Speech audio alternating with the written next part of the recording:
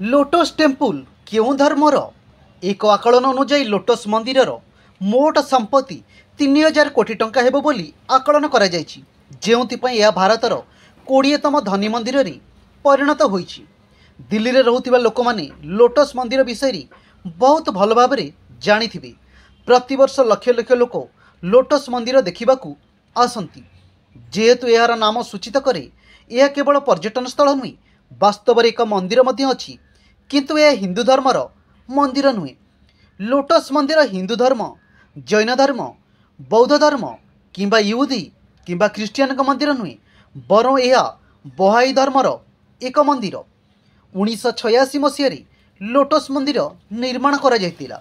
एहाकू ईरानर स्थपति फरीबरज साहबा निर्माण करथिले। सेतेबेले एहाकू निर्माण करिया पई $10 मिलियन खर्च होइतिला। लोटस मंदिर रे 2500 लोकंक पई एकाठी प्रार्थना करिवार स्थान अछि। एथिरे गोलाप फूल परी 27 मार्बल पाखुड़ा व्यवहार करा जायछि।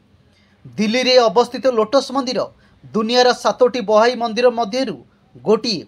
समस्त धर्मर लोकंकु एही मंदिर रे आसी प्रार्थना करिबाकू अनुमति दिया जायछि।